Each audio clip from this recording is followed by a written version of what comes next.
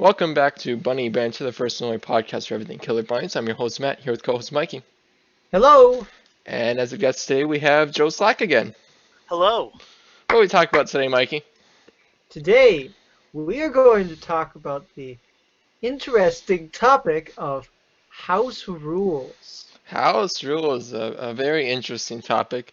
And since it is somewhat controversial in some senses, we're going to give a little bit of a disclaimer ahead of time.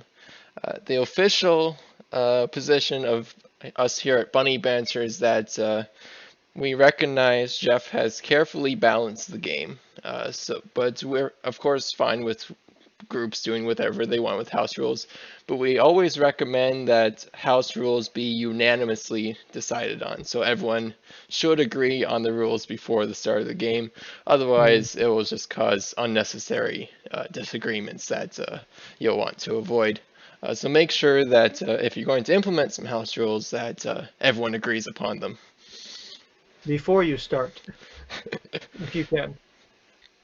Yeah, before you start is always good. It's always a terrible thing when you're teaching a you're playing with someone from a different group, and then all of a sudden you remember, oh wait, there's this house rule that we forgot to tell them about. Oh no, what do we do now? In those situations, I always recommend go with the official ruling if they didn't know about beforehand. But we have Joe here because he has graciously done a bunch of research on different house rules that are common within the community. So thank you, Joe, for doing all that work. Oh, for sure. So with that, we'll get right into it. But before we get into the actual house rules, I'd like to spend some time talking about what I call pseudo house rules. And that is sort of like common courtesy things that are within the rules to follow, but we don't enforce them. We usually portray it as aggressive if they're not used, but we never literally enforce them. So, Joe, you want to talk about a little bit of what your group does that in this Yeah, category? so just common courtesy rules. One thing I'm big on is talk through your turn. Say like, okay, I'm gonna play Carrot Top Casino. I don't know. I'm gonna roll. Oh, whoops, that wasn't what I wanted. Well, I have this punt, so now I'm gonna roll again. Um, that's a big Oh, did we lose Joe?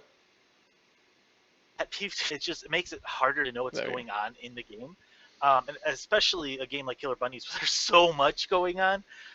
It helps a lot to know what other players are up to much easier.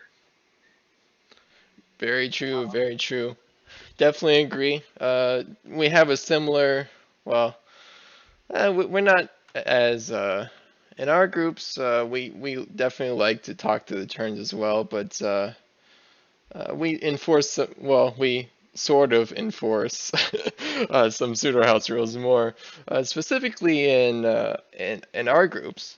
And Mikey is in my gaming group, so he'll recognize some of these.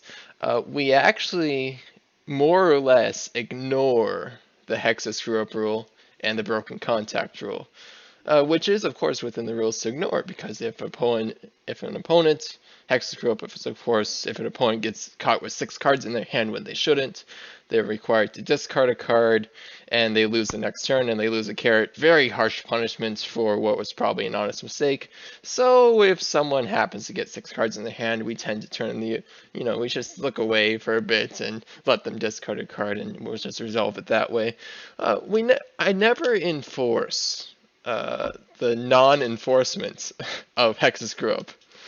But I always make it very clear, if you enforce Hexa Screw Up, I'm going to enforce it against you and Broken Contact, which I will enforce it much harsher since I know the rules better.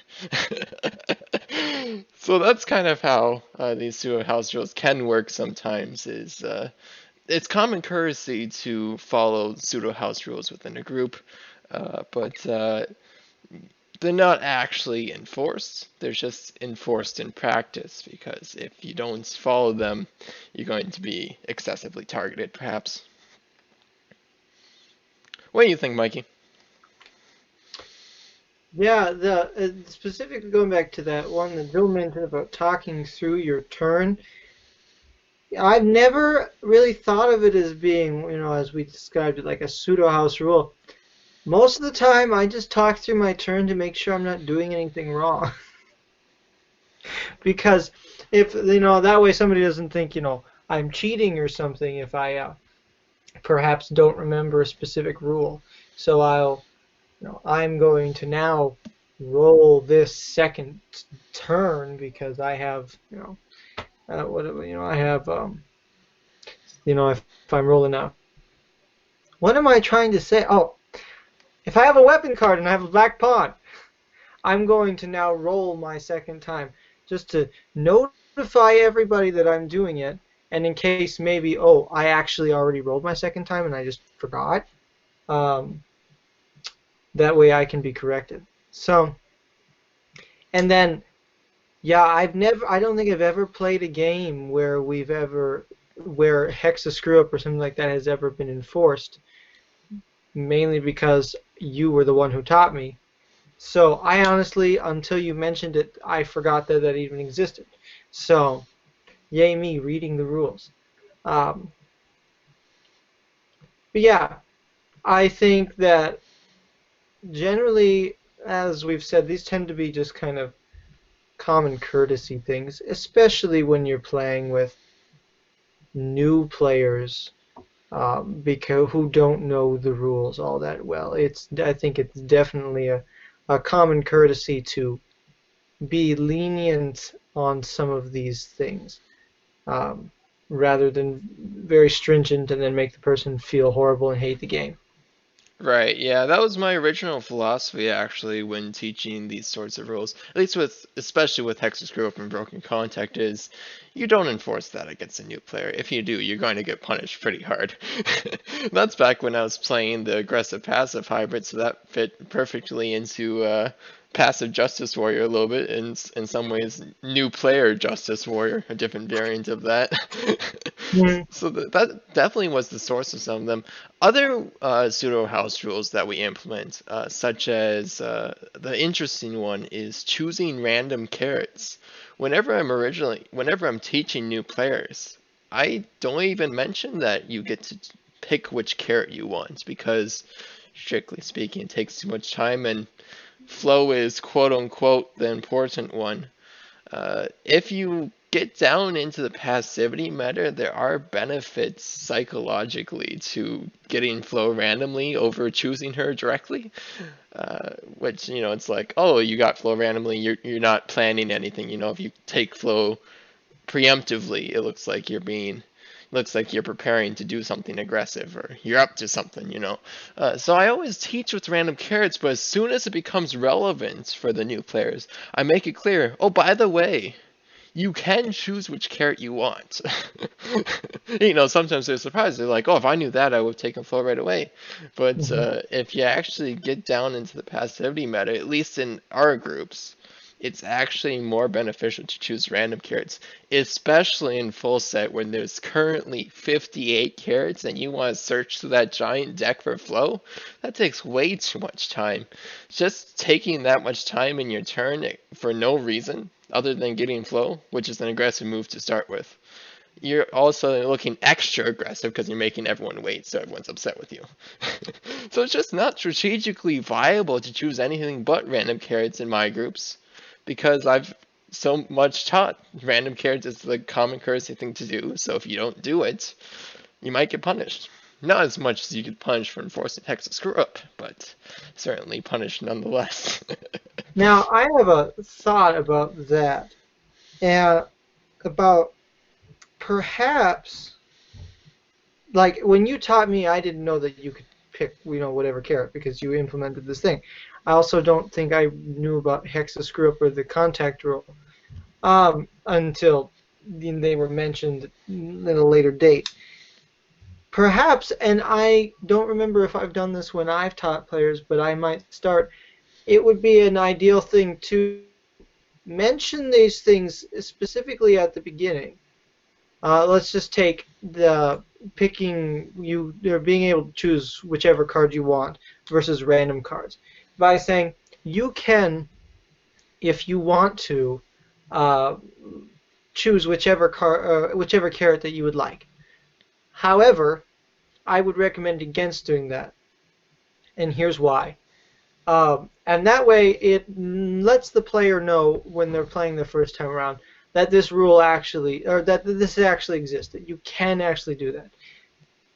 But it also gives them the opportunity to know why you wouldn't do it, but they can choose to if they want. And if they do choose, they will suffer the repercussions, and then they will learn not to do it later. That's just a thought that I just, not to obscure or hide elements of the game immediate or until somebody's become more advanced, but to let them know right away, um, you can do this, probably shouldn't do this, um, but it's an option. I agree. The only change the only thing I would suggest a slight change that I would probably save it for the second or third game, probably the second game, where I'd mention something like that, because to actually describe the benefits of choosing random over purposely choosing, you have to get pretty deep into the passivity meta and the mind games involved there. Lots of advanced psychology. So I wouldn't have that description in the first game because sure you could leave it at it's probably beneficial for you to choose random. Then they'll be like, why? And then you're like, oh yeah, I'll just spend half an hour explaining this to you. No, you don't have time for that the Mhm. first game. Second game, might be good to mention Yeah, that, and then they'll kind of have a better idea of the flow of things, no pun intended, and then they'll understand, hey, just because this is objectively a stronger play doesn't make it the better play. yeah. What do you think, Joe?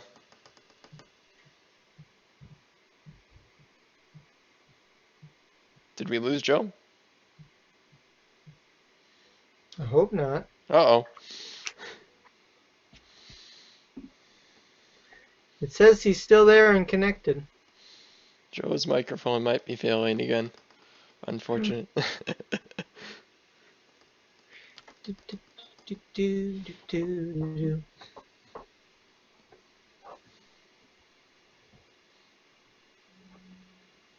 Definitely unfortunate because the next talking point is his house rule. Oh no. Oh, Okay. He'll be joined in a moment. Into that point. well, Looking in the future. I guess we can have our announcement portion here. there we go. Looking in the future, I'm sure people are wondering when we will be talking about the upcoming sets. Uh, My, eh, oh, there we go. Joe's back. okay, sorry about that. Okay, I was just saying a quick announcement while you're out. So I'm sure people are wondering when we will be talking about the upcoming sets to be released this summer. Not for a few months here. We will be discussing those once it gets closer to release, but we will have a very honored guest for that. So look forward to that. Anyways, Joe, do you have any more thoughts on pseudo house rules before we move on here? Yeah, so one thing I was trying to say before I realized my microphone stopped working again was we always just end up putting Flo right on top of the carrot deck and then Anthony right underneath it because, kind of like we said, those are usually the first two to go, and we could just save that time by putting them on top. I don't know that we always tell a new player immediately what they do, but yeah, we usually put them right on top. Yeah, that makes sense as well. That's definitely another alternative good way to handle the choosing carrot situation. Although it does create a bit of min-maxing. It begs the question for some min-maxing opportunities, which is actually the original reason I started implementing the pseudo house rule to choose random carrots, and that is, strictly speaking, several carrots are much easier to steal than other carrots. For example, carrots 1 through 20 can be stolen with Bingo Flamingo, and everything else cannot. So there is, for those who know that list of prioritized carrots, which is a varying list determined by the current game state, it's a very complicated list to keep track of. And if you knew that list, you could technically min-max around it. So uh, the original reason I started implementing the random carrot pseudo house rule is because I knew that list. And it wasn't fair for me to have that slight advantage. At least I didn't consider it so because I delayed the game by a relevant amount to actually implement it. So, I have a question. yes. Joe, do you um since you're putting Anthony and Flo at the top, do you I'm assuming you don't choose randomly then. No. Okay. And honestly, I always go for Remington because it's a power move and he's clearly the best carrot. Obviously. But Tucker is too. Tucker hasn't won for our groups for like half a year. It's ridiculous. It might be more than that even. I can't remember. The last time Tucker won was that. Oh, that was the game that the full set game with Frank, Mikey. That was the original game Frank discovered whisk cycling. How long was it? That was last That was the semester. game that week after so this is a side story. I Matt and Frank came over to my house and I bought a bunch of food, and then that week after I discovered I have acid reflux, and I think it Oh. was because of that game. That was an exciting game. It sure was. That was a triple pass, three-player passive game. Very interesting. But we're a bit off topic now. How about we move on to our first house rule that we're discussing here? And quite fittingly, it's one that Joe developed himself. So tell us about it, Joe. Yeah, so this is me and one of my good friends are working on this, and I haven't decided yet if it's good or beneficial. Like you said before, most house rules are upsetting the balance anyway. But what we do is we will lay out cards next to the draw pile, and then when it's your turn, you can pick up one of those cards that's laid down instead of drawing off the pile, and then you replenish it. Right? Or you can just draw off the pile if you want, if none of the cards that are face up appeal to you. And the idea is that it helps you build a much tighter strategy, right? Like you can see, like, oh hey, I have this card that uh, helps me with ranks, maybe, and so I want to grab that rank because that just showed up in the rule there that I can draft from. To try to balance it out because part of the risk is every time you draw, you could draw a terrible misfortune, right? Mhm. So to kind of balance it out, what we do, if you draw or if you pick up a card that's on the draft, that's what we've been calling it, you flip over a card to replace it, and that card you flip over, it's a play immediately, you get it, or rank or money or whatever. Anything else gets added to the draft, right? But then if you draw card off the deck, you trash the last card that nobody's taken off the draft, and then you flip a card over. Doesn't matter what it is, it gets added to the draft, and that way that's always staying fresh. Um, and yeah, the game we played with it worked pretty well. I think with our goals being a faster, more intense game, and it accomplished that. Everybody played more aggressive. I don't know if that's necessarily a good thing, but it was an effect that happened. And we're going to keep working on it, trying to fine tune it. Yeah, it's definitely an interesting concept. It reminds me a little bit of like a Ticket to Ride style drafting Yeah. with the selection of cards that you can always take from the top. One question I have with your description there. So if you draw from the top of the deck instead, and then you trash the one, and then you flip another over, if that one is played immediately, is it given to that player or no? No, then we'd add it to the draft because then you are doubling your chances of getting a play immediately. Oh, that's very interesting. Yeah, so then that would mean, oh yeah, that's interesting Yeah. because oh And the yeah. one thought we had was, well, nobody's ever going to pick up a terrible misfortune if it's, in the draft. Well, unless you Unless you have don't have no a bunny, bunnies. right? And Right. then it's a free kill one bunny. I can see why it caused an aggressive meta all of a Yeah, sudden exactly. because like, oh look at all these play immediately's that are available. Oh, let me just get rid of my last bunny and I'll just take this one, this one, this one. Nuke three bunnies with my points gain no response. Oh yeah, this feels good. I Exactly. can see the situation created there. What do you think, Mikey? I'm not sure. I don't know if I fully understand it, and maybe it's just because my brain is hurting, or In Matthew, my why don't you talk about what you think first, and then I will let you know. Well, it has some interesting effects on the passivity meta because all of a sudden, instead of getting one quote unquote random card, you have a choice between, let's say, five cards that you know what they are, and one random. So you kind of always wondering what's in the box, you know. You always have that special random card that you could pick, so that's always exciting. But you also have the five cards publicly known of, hey, these are available. And it's like, do I take the strong card that's publicly available to make sure that no one else gets it? But then everyone knows I have it, so that's a problem because I'm a big Mhm. fan exactly. of hidden investments, neutral aggressive, so that doesn't fit there. So I think I would usually take the box.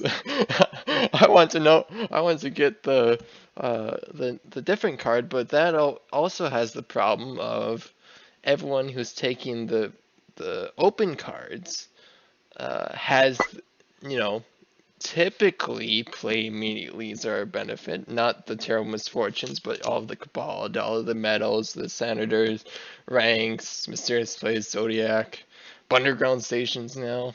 All of those are mostly beneficial. So in some ways, that does make the meta just that much more aggressive because all of a sudden you're not afraid that they know what you have. They're not going to mess with you, and you're getting the extra draw, quote unquote extra draw if it's a Dola. Yeah, yeah. It's we had fun with it.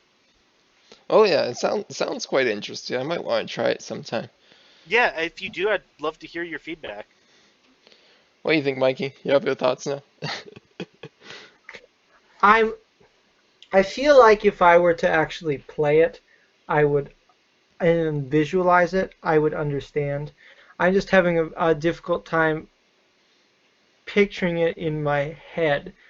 From what I'm thinking I understand, it reminds me slightly of I can't remember what method that was, where you had The open hand strategy. the open hand strategy. Yes, It's it reminds me slightly of that, and the time when I would just do five random trades.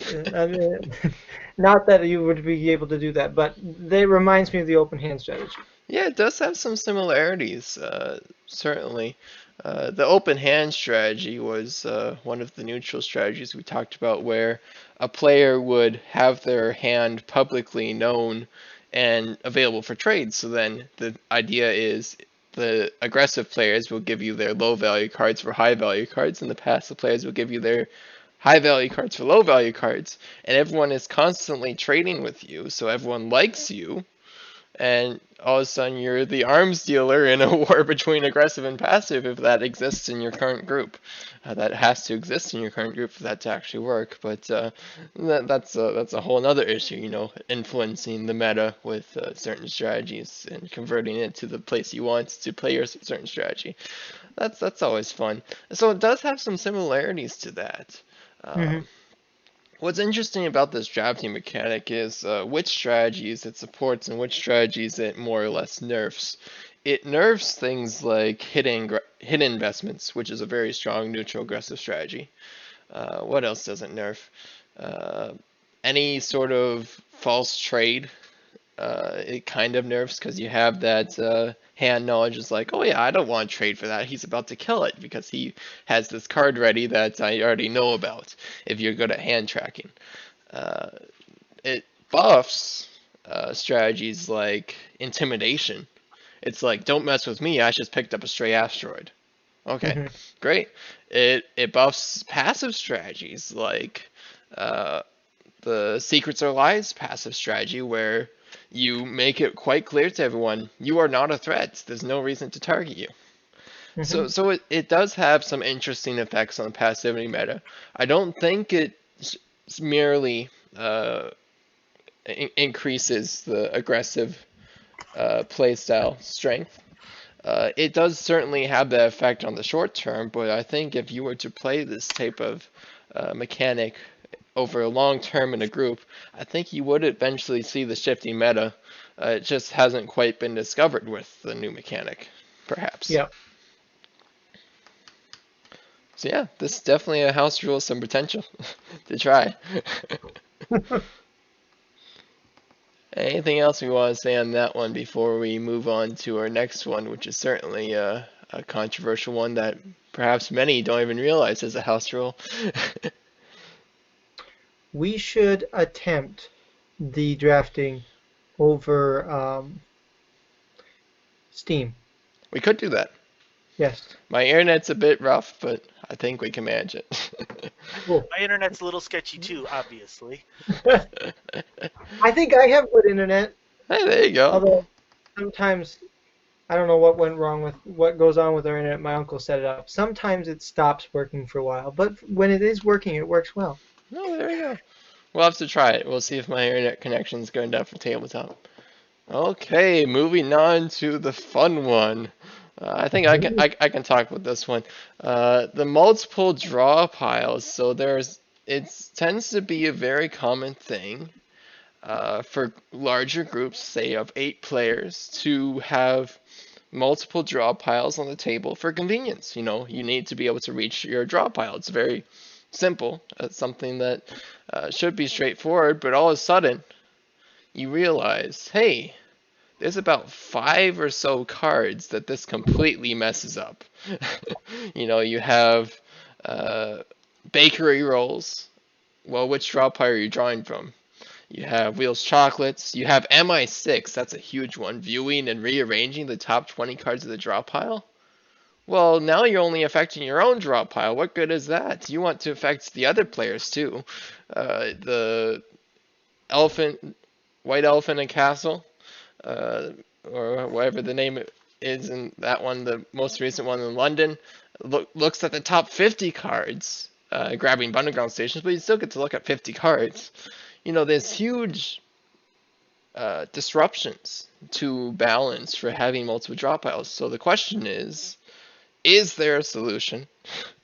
Besides, we want to have the convenience of multiple draw piles, but mechanically we need to have one draw pile. So that's a bit of an issue that we're struggling with right now. What do you think, Joe? So before we talked, I didn't even realize this was a house rule. I just thought it was something people did, but then yeah, I didn't realize this can mess stuff up.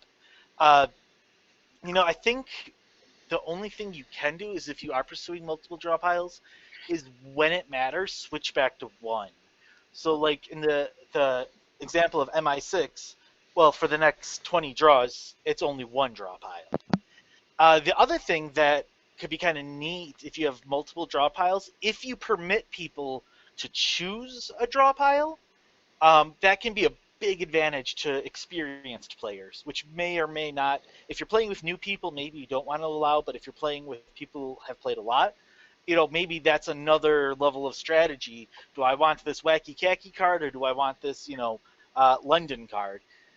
Yeah, it might be kind of fun too. There's certainly an aspect there, which is why it's that has a huge impact in a group of experienced players, which is why it's very important to classify this as a house rule and something that should be unanimously decided by the group playing. What do you think, Mikey?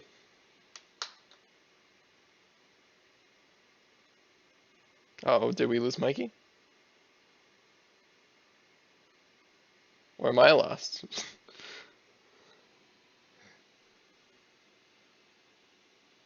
Apologies for the connection issues today.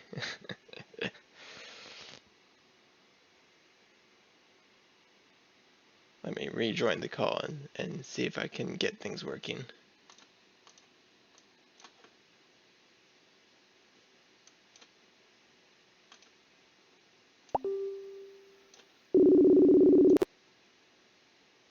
Is it fixed? Sounds good to me. I think we lost Mikey now, though. Oh, okay. Not sure on whose end it was broken. Who knows? Well, everyone's homesick from work playing on the internet right now. That could be it. I heard that they were slowing down Netflix in Europe because of the increased amounts of use. Anyways, so Mikey was having some audio troubles. Did you hear the description of multiple draw piles, Mikey? I heard um, I heard Joe tell his thing, and then you were talking about as soon as you started to talk, I heard "meh," and then you were dead. Oh, So okay. Well, I hope. all I said was that because it has such a large impact in experience groups, it's important for this to be classified as a Uh, house rule that should be unanimously agreed upon yes. before starting the game. So, what are your thoughts on it? Well, I think all of the issues, perhaps with the exception of more experienced players can decide whether they want London or khaki or whatever. I think they can all be resolved, but I think it's complicated to resolve them, and you have to go through each individual situation, which can take a lot of time. But Joe had mentioned with MI6 when you rearrange what was reshuffle the top 20 or however many cards, and he said switch to one pile for the next 20 draws.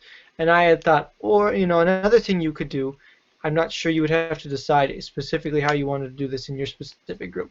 You could shuffle the top 10 in one and top 10 in another, or the top 20 in one and the top 20 in the other. So it affects each pile somewhat equally.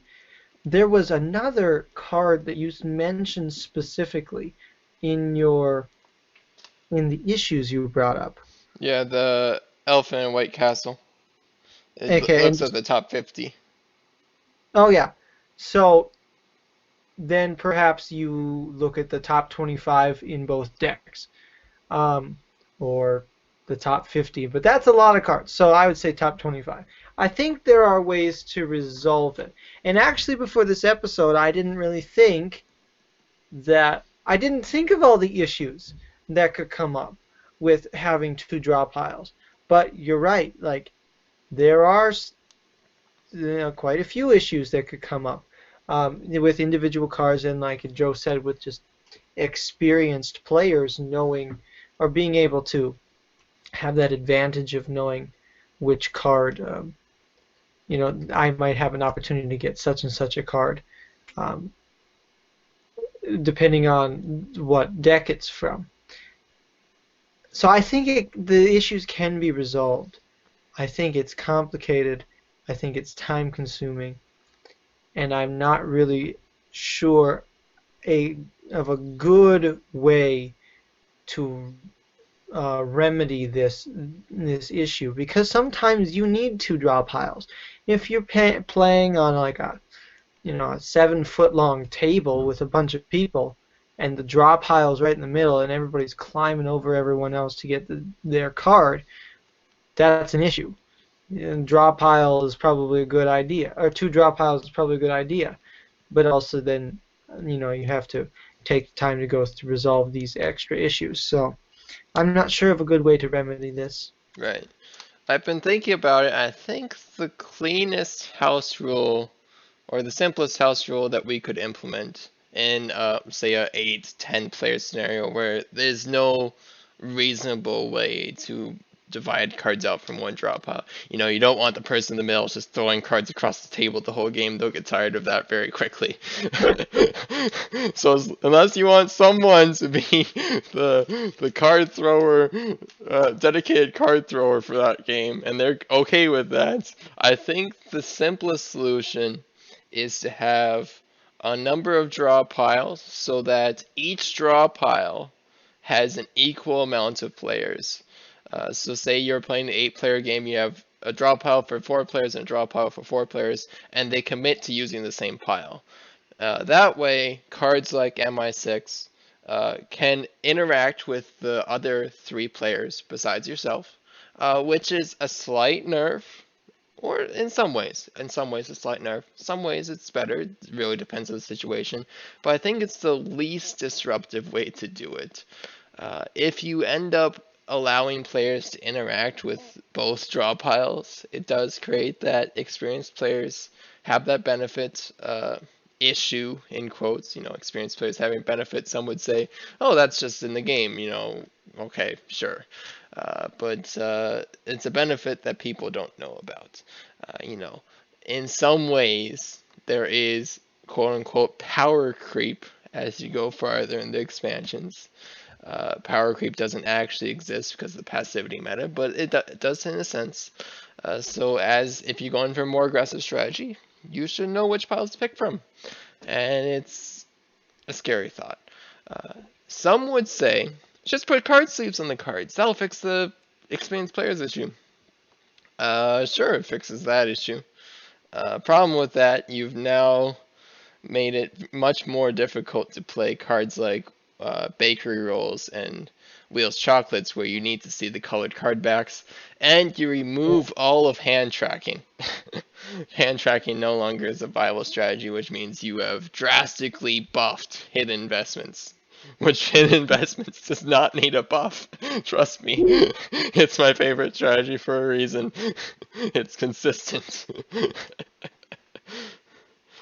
I think the one issue, well, maybe there's no good way to resolve this, even by having two draw piles. Like in my head, if you had two draw piles and each four people dedicated to one pile, then the interaction between those two groups seems it seems partially divided because now anything that you do that affects your draw pile doesn't affect those other four over there, so then they can laugh at you because now you had a misfortune because of what happened, and they don't have to worry about that. Um, but I think your idea is a good um, is one of the best ways that could be resolved. The only issue is if you have a group of say 7 people Then you're in trouble. or 9 people, and then it's like, Oh, oh, one player we alternates. cut someone in half. Well, there you go. That'd be complicated. No, Who wants to be the dedicated alternating player? be Uh, interesting. That's for sure. yeah. Any other thoughts we want to say on multiple draw piles before we move on here? Play with less than 5 people. I think you can make one draw pile work with up to 6. So there we go. I always say the There. game is best balanced at 4 to 6. Anything more than that, your game length is growing exponentially. Unless we find a way to make simultaneous turns work. Simultaneous turns. Ooh, that'd be an interesting one.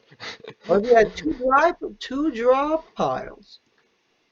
I think the way to make that house rule work is if you have a group of 8, just play 2 games of 4. Yeah. There we go. Simultaneous turns. I did it.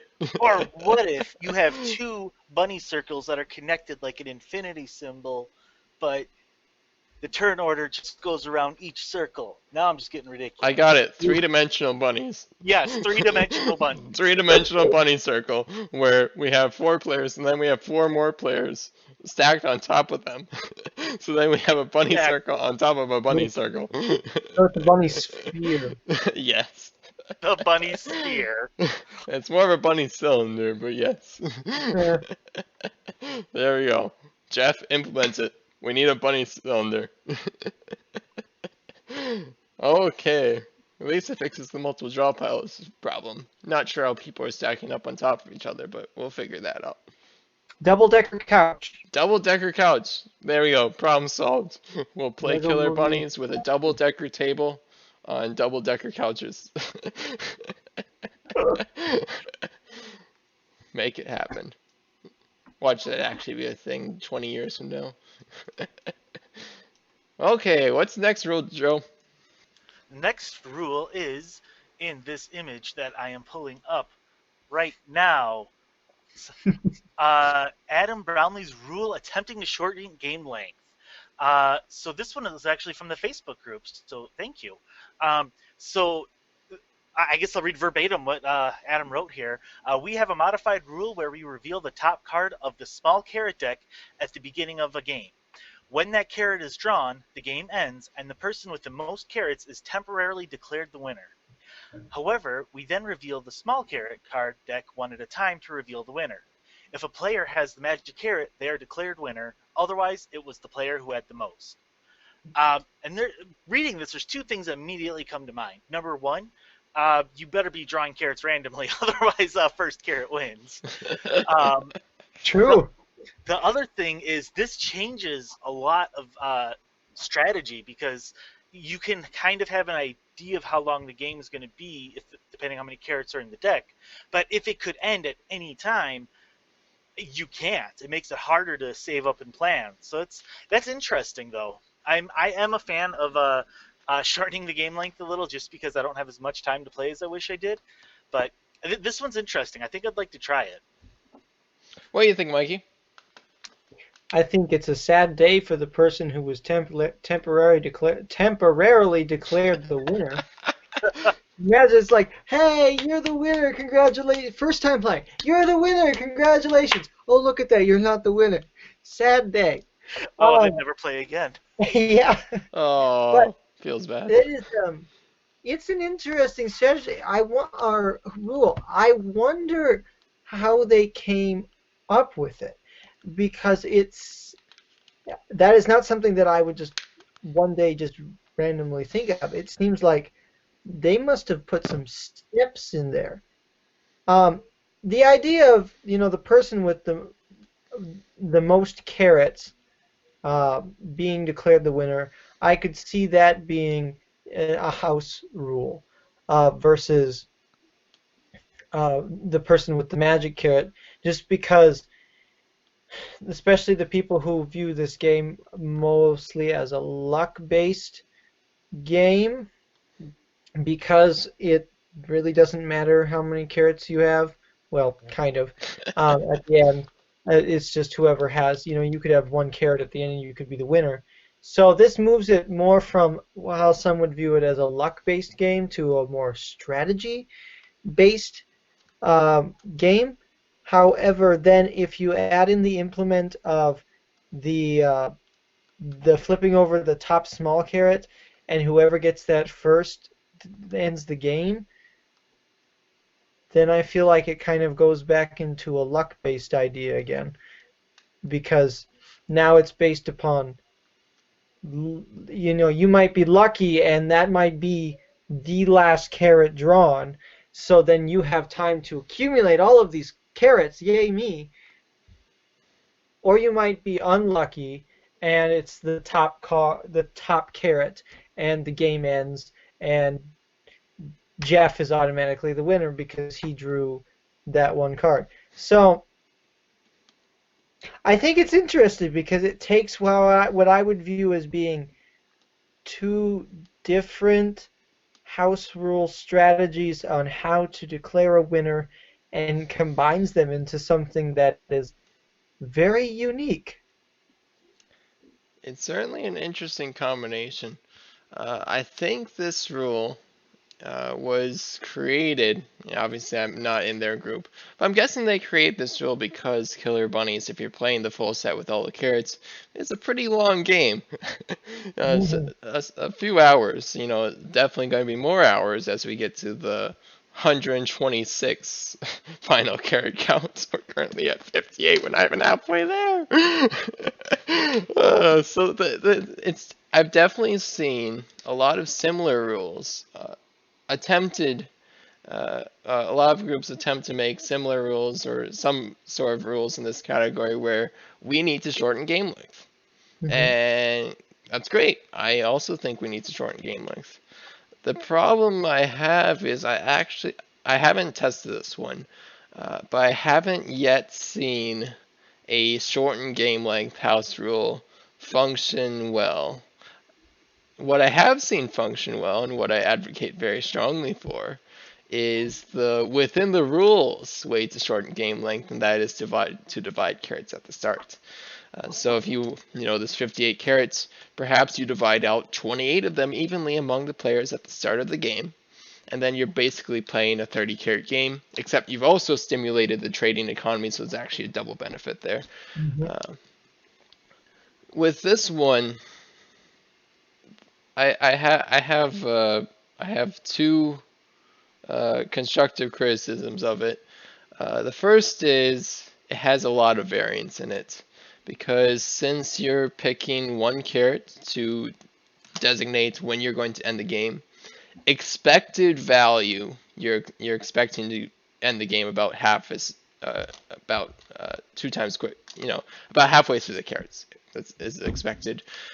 You could end the game on the first carrot, feels bad. You could end the game with the last carrot, feels bad. Anywhere in between, it feels bad or feels good. But it does beg the question. The variance is definitely a problem, which is uh, if we want to make it uh, less luck based, more on that later, because that's actually our next topic. Uh, then I don't think adding variance on when the game ends is a good philosophy. And in fact, Jeff has actually been moving away from that philosophy, where he's taken specifically cards from London. He seems to be following more of a philosophy of disruptive carat generation, such as Greenwich Mean Time, that choose a carat that could choose up to 11 carats. Mhm. It can't choose the last carat. In the example of Greenwich Mean Time, it can't even choose half of the remaining carats. So he's starting to nerf large carat generation when it comes to the end game. At the beginning of the game, feel free to generate as many carats as you want, but when you gain close to the end game, those carats kind of have to be by the normal means, more or less. Uh, That's interesting. yeah, it's interesting reading the London Bunny bits, looking at which cards he made that exception for. So the game's moving away from disruptive game-ending philosophies. This house rule is a little bit against that balance. But more than that, if we just look at it based on expected value of reducing the game by half, we can already do that using the normal means of reducing game length of dividing out carrots. Just divide out half the carrots at the start. And that's a much cleaner solution, in my opinion. Hmm. I'd like to know how long they've done this for and what they've found the results are. Yeah, it's definitely. I'm definitely looking at this at theoretical approach. I haven't played the rules, so I don't know what I'm talking about. But it could work great, but there's those edge cases that I'm concerned about. Yeah, Maybe they probably do something along the lines of, oh yeah, we definitely ended too early there. Let's pick another one. I'm guessing that's what they do when they end up with those edge cases. yeah. But Anyway, it uh, Joe, have you given your input on this one yet? Can't remember. Yeah, I kind of rambled for a while after I read the rule. Okay. okay. Is there anything else we want to say on that one before we move on to another controversial one? We should thank Adam Brownlee for submitting his house rule. Thank you for giving us something to talk about. Yeah, thank you, Adam. Not sure if you knew you were going to be on this episode, but you posted in the Facebook group, so it's public information. Haha. Yay! Thank you, Joe, for finding it. Anytime. Okay, let's move on to a controversial topic. We could perhaps do a whole bunny banter on this one. There are several groups that implement rules, and this is a little bit about what Mikey was talking about. They implement rules to change the final win conditions. So instead of the lottery-based system, they use more of a points-based system. The most common way to do this is they'll say something along the lines of, every carrot is worth 1 point. So if you have the most carrots at the end, you're likely going to win. But then they make the magic carrot worth, say, like 10, 15 points. So then if you have the magic carrot and a relevant amount of other carrots, you'll win. What are your thoughts on these types of rules, Joe? I don't like them. Just Uh, to be completely honest. Um, And the reason is, I feel like this goes against kind of the point of the game. The whole idea is that you're maximizing your chances of winning. Um, Especially now that we have 50 plus carrots. I mean, the winner isn't going to be whoever gets the right carrot. It's going to be the first person to 25 carrots, right? Because Hmm. once you're more than halfway, no one else can beat you unless they steal some. Um, I I feel like a lot of these rules that I've read are not well play tested, or they're written by people who don't appreciate the game to begin with, almost, if that makes any sort of sense. Yep, makes a lot of sense to me. What do you think, Mikey? Yeah, I think I agree with Joe. I don't like this. I think, unfortunately, those who create the game or who create these house rules of this game don't understand, either don't understand the point of the game or don't appreciate the the game. If you play it the way that it's meant to be played, with the magic carrot, whoever has the magic carrot being the winner, you play until the game's end, and as long as you have a bunny in the bunny circle and a carrot, there's a chance you can win, and it keeps you going. I mean, don't. There are games where I'm just done. I'm like, okay, I am done playing. This is being stupid. But I make sure that I maintain at least one carrot and one bunny because there's always a chance that I can win. I can still win, even if I'm being bombarded um, by Matthew, or have all of my dollars What? That put in never one thing. happens. What? So I wouldn't do such a thing. Freight train, pure aggressive. No, I never play that strategy. yeah, I just feel like it's unfortunate, and I feel like it's like you can't. People are trying to add or improve on something that's already perfect. You can't do it. It makes it into an entirely different thing. Not saying that Killer Bunnies is perfect, but I mean, like, it's it could be close. It's perfect the way that Jeff made it. It's perfect just the way Jeff made it. And so you can't improve upon something that's already perfect. Um, it makes it a different game. It's no longer Killer Bunnies in the quest for the magic carrot. It's Killer Bunnies and the quest to be the bunny hoarder or the carrot hoarder. So I don't know. I'm not a fan of these rules. I understand why people might implement them, but I feel like those people don't understand um, the um, the essence of the game. Yeah, I think Mikey hit it right on the point there. I'm going to go a step farther. I am a very strong advocate for the lottery-based carrot system. In fact, I will say publicly that I believe it's one of the best game design choices I've ever seen. And here's why. There are several games, and nothing against these games I'm about to mention. There's my disclaimer. Several games like Dominion or Catan or Risk or any other games that are strategy games. Uh, Killer Bunnies is also a strategy game, but it's different. And here's why.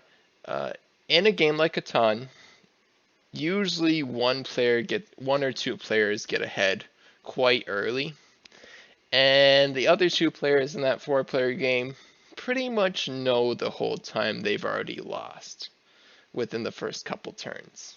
And that feels really bad for those two players. Counter argument, why don't they just get good? Well, maybe the dice didn't roll right, There's things that were maybe outside of their control, and it just feels bad. But the point is not that they didn't get good. The point is that now they're just going through the motions. They're not actually playing the game.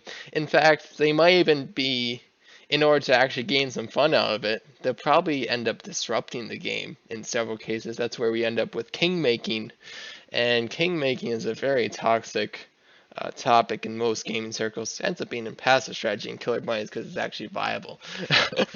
But it's very toxic in other games. In Dominion, I used to play Dominion quite a lot before I played Killer Bunnies, but then the person I played with moved away.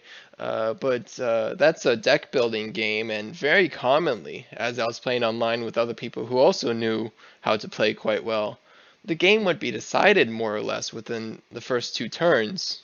And just like, oh no, the card I was looking for missed the shuffle. Oh no, everything's ruined. My opponent has a huge advantage over me right now. I can never catch up as long as they don't make a mistake. Feels really bad to play through that game. The opponent's just doing their thing, and they know they've already won too. Why haven't we just conceded? In Killer Bunnies, there is still a huge strategy aspect of if you are ahead, if you have more carrots, you are statistically more likely to win. And that's just how it is. In other games, if you are playing better than your opponent, you're statistically more likely to win. In Killer Bunnies, we save the suspense until the very end. And because of that, even if players get behind in the beginning, first of all, there's several comeback mechanisms. Huge comeback mechanisms in Killer Bunnies. Very high impact cards that Like stealing all of someone's completely dollars. decimates and punish someone who is ahead. Atlas Shrugged, just released Missing Link, much more. Huge impact cards. But even if those did not exist, Killer Bunnies gives players who are behind still an opportunity to win, and thus they have a reason to keep playing, and thus they're still having fun. Mm-hmm. So that's my thoughts on the lottery-based system. I say anyone who's attempted to change that, not in my house. Not while I'm leading Bunny Banter. It shall not be changed. Jeff's word is law in this matter. Mm. I say that you can do what you want in your groups as long as it's unanimous. This one, I highly advise against. You shall be denounced. But we will always welcome you back if you decide to change your mind. That's right. We are somewhat forgiving here at Bunny Banter unless you use the Nigerian Prince strategy. Then you're on my cutthroat list, but that's okay. You're just on his cutthroat list. You can be my prodigal son and come and return it. I will accept you freely. Okay. Anything else we want to say on that before we move on to an interesting one here that I hadn't considered until Joe brought it up? I think we covered that one pretty well. I think so. Okay, the next one here is the idea of a mulligan. So several card games have a mulligan. If you're playing like Magic the Gathering or Hearthstone, if you don't get the hand you want, you have a free mulligan to get rid of your cards and get new cards. Sometimes it's not so free in the case of Magic the Gathering. You have a one card penalty, but other games have a mulligan. Why not Killer Bunnies? What do you think, Joe? I think it's a great idea, just because if you start off with no bunnies, no non-aggressive cards, or maybe no bunnies and 5 draw a carrot cards, that's really not going to be a fun time for you for maybe till 10 turns in or whenever you can finally get some bunnies or haggle some bunnies. Maybe if nobody else has any, they won't even want to trade with you. So personally, I'm a big fan of this idea, just because it makes sure that your early game isn't terrible. We've never had anyone really abuse it in our group, because generally you only get one mulligan. So it's, do I take what I have or do I try for something better? Yeah, I think this is a good rule. What do you think, Mikey? I'm conflicted. Generally, I don't like house rules, and I think the game should just be played the way the game was intended to be played. However, I do understand, especially for new players. If you are playing for the first or second time, and you get you get a hand with no bunnies, nothing that you can use as Joe described, and you you know, it might take you a while to get them, or you might never get any bunnies. Like you're gonna leave that game and you're not gonna like it. Um, you know, this is a little different. The first time that my dad played, he had a bunny, and you don't. I've tried to go easy on people, but like I'm not going to let I'm not going to just play passive the entire time. So I killed his bunny. He didn't get a bunny again until almost the end of the game when I gave him one of my bunnies. He doesn't really like the game. So I understand the idea of a mulligan is nice, even for experienced players. If you just get a bad hand and you you're not quite sure what you're going to be able to do with it, it's nice to just I'm going to throw this in the discard pile and then get another hand. That being said, I'm not sure. I understand the benefits of it. I'm not sure if I like it or if I would want it implemented in my game just because it is a house rule. So, yeah, I'm not quite sure where I stand. I understand both sides of the argument, and I haven't made my decision yet. I think I have the solution to your conflict, Mikey. And this is actually something I'm really excited about. We can technically implement mulligan within the rules of the game. And Hmm. here's how. What you do is if you want to mulligan, you leave the game early, thus discarding all of your possessions. If at the start of the game it'd just be your hand. And Yep. then join the game late. You draw a new hand, you continue as normal. As long as all the players in that game are okay with it, you can technically allow mulligan. Technically, you could allow it during any point in the game. You just have to discard all of your possessions with it. Yep. But very key there that since they wouldn't have to let you rejoin the game, they wouldn't Uh-huh. have to allow you the mulligan. But it's very cool that we can actually allow a full mulligan technically at any point in the game, as long as all the players are okay with it. Within the rules. So it's actually a pseudo house rule. It's not a real house rule.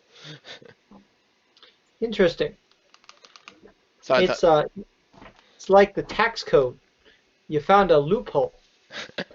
in a sense, Is yes. it ethically right? I don't know, but you can do it legally. You know, it's. I'm sure it's not intended, and it's very important that if you do it, you need to discard all the cards that you had. Don't reshuffle them in because that's just way too much work. Yep. But it's an interesting idea. You know, Unintended rule combinations are just unexplored strategies. that's right. That's how I Mhm. found an infinite attempts loop. Yep. That one's a fun one. Still haven't used it. It's too powerful. Whenever I get it, I don't actually want to use it because You need to use the ones I that you always need to need. save it for later. That's a whole other topic, though. Let's see. We're running short on time. We had two more available. Do we want to?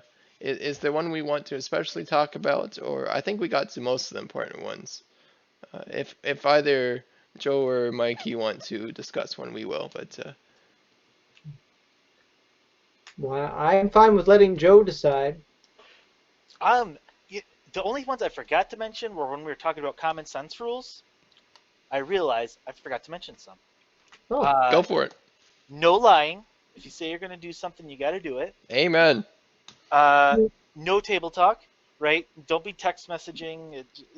Just have your communication out there. Amen. You know, I just feel like I don't know. It makes the game more fun that way. And just don't be a super toxic Karen in the game. Amen. Although I allow myself one aggressive full freight train every once in a while, which is harsh, but perhaps not toxic. If I'm playing with my regular group, what we do would be considered super toxic. But mhm. depending who I'm playing with, I try to scale it back a little bit. Yeah, play according to your group. That's the way to do it. Back in the day, the group I played in with Chris and Luke, that false trading was considered standard practice. Wow. Most groups, no. False trading isn't lying, technically. It's just like, oh yeah, I'll trade you this bunny. Next turn, kill it. Okay. Feels bad. That's a minor example, of course, but Wait, is that what you mean by false trading? Trading a bunny then killing it? that's one example. I would call that a trade. Well, the more impactful, trading a possession with the intention to steal or remove it immediately, with full intention, and having that not be clear. So something like, oh yeah, I'll trade you this bunny. Oh, by the way, no. Here's a great example that Tyler actually did in a starter set game. Tyler had a starving bunny, and someone else had a prune Danish. So he said, I'll trade you a bunny for the prune Danish. And they said, sure. So he gave them the starving bunny, and they gave him the prune Danish. So therefore, the bunny starved, and he got the prune Danish for free. So, interesting trade. That's a little bit of a false trade there. There's much more devastating impact from false trades that one can do if they're sneaky enough, and it gets pretty harsh. Okay, well, this has been a good episode. I think we covered house rules. Hopefully, we don't get too much hate mail for be like, how dare you support the lottery system? The game is all luck. Blah blah blah. I don't know what I'm talking about. Go play chess. You want no luck? Go play chess. That's a fun No, game. they have to decide who goes first. There's a slight advantage for going first. Uh-oh. There is. Rip. But you have to play a game of chess, and then the winner goes first. Oh, yeah. Doesn't really solve the problem. It's impossible to solve that problem. Feels bad. Well, thank you, Joe, for guesting. I'm surprised we let you back on since you believe maple doesn't sparkle. 5 minutes ago you were talking about how forgiving you are. Just saying. Mikey's the forgiving one. I'm the forgiving one. I can accept your opinion. You're welcome here. So there you go. Mikey's responsible. Yes, I try to be. Doesn't always work. This is a good cop, bad cop situation. Good host, bad host. No. Nobody's gonna want to be on anymore.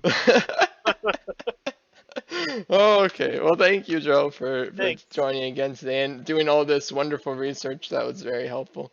Definitely saved me a lot of work. Next episode, we will, of course, be continuing the series on the booster review. We'll be doing the red booster 2 weeks from now with Chris, of course, again. So that's exciting. Looking past that, I don't know what we have planned yet. At this point, I was hoping to do a looking back episode on London, but we're not really together because of the unfortunate situation. We're not together to play, so hopefully we can get a few games in on Tabletop Simulator, so we'll be prepared for that. Because London is exciting. I've played one game of London so far. The Undergrounds were not relevant yet. Almost, but not yet. So looking forward to that day when they are. Anything you want to say, Mikey? Well, stay safe, all of you. Keep yourself, if you're feeling sick, stay quarantined. Play Killer Bunnies with your family if you're locked up with them, but to stay healthy, and Jeff bless. Jeff bless.